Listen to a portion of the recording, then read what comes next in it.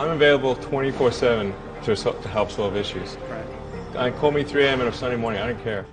A cross-pollination of Thomas Edison and Tony Stark, Elon Musk. Were you a little naive when you thought I can easily build an electric car and a rocket? I didn't think it would be easy. Like I said, I thought they would probably fail. But you know, like creating a company is almost like having a child. So it's sort of like, how do you say your child should not have food? So once you have the company, you have to feed it and nurse it, and take care of it, even if it ruins you. Yeah.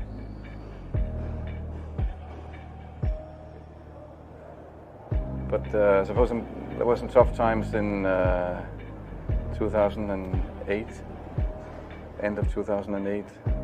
How did you get through that period of crisis? Yeah.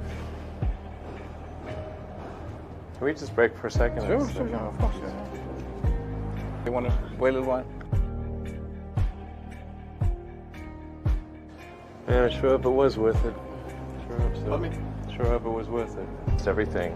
And I was borrowing money from friends to pay the rent.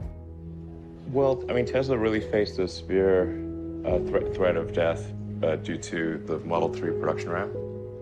Essentially, the company was bleeding money like crazy, and just if we didn't solve these problems in a very short period of time, we would die.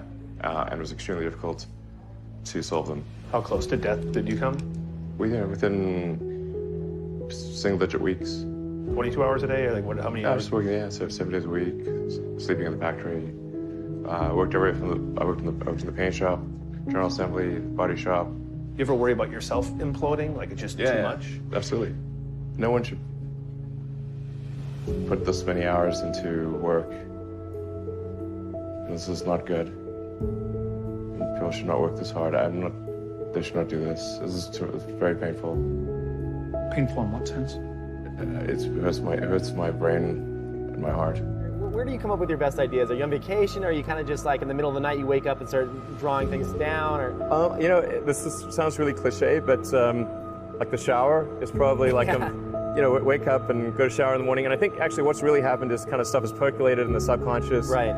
And it's not really occurring in the shower, but you're kind of getting the results of last night's, you know, computation, basically. Right. Whatever area that you get into, given that, you know, even if you're the best, there's always a chance of failure.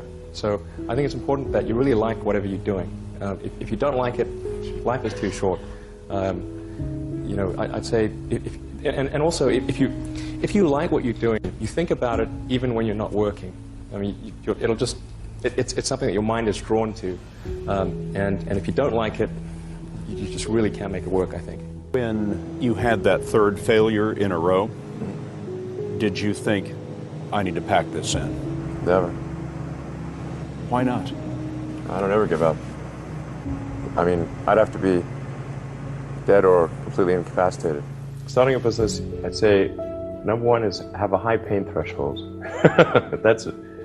There's a friend of mine who's got a good saying, which is that starting a company is like eating glass and staring into the abyss.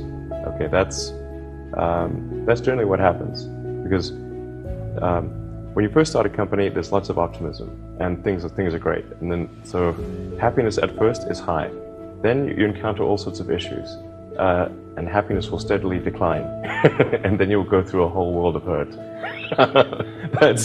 And then eventually, if you succeed, and in most cases you will not succeed, and Tesla almost didn't succeed, came very close to failure. Then if you succeed, then after a long time you will finally get back to happiness. I think too is you've got to make sure that whatever you're doing is a great product or service. It has to be really great. And I go back to what I was saying earlier, where if you're a new company, I mean, unless it's like some new industry or new market that, if it's an untapped market, or then you have more ability to,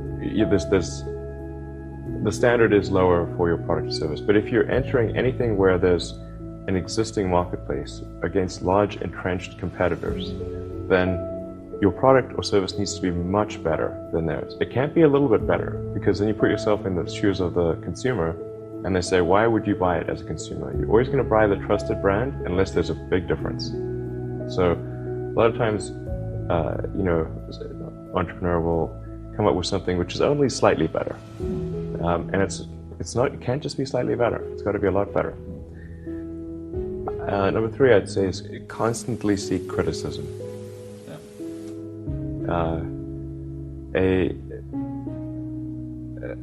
A well thought out critique of whatever you're doing is as valuable as gold. And you should seek that from everyone you can, but particularly your friends. Usually your friends know what's wrong, but they don't want to tell you because they don't want to hurt you. So lift you up, sort of. yeah. So they'll say, oh, I wouldn't encourage my friend, so I'm not going to tell him what I think is wrong with this product. Yeah. It doesn't mean your friends are right, but very often they are right. And you at least want to listen very carefully to what they say. And to everyone, if you're looking for, basically, you should take the approach that you're wrong. You know, that you, the entrepreneur, are wrong. Your goal is to be less wrong.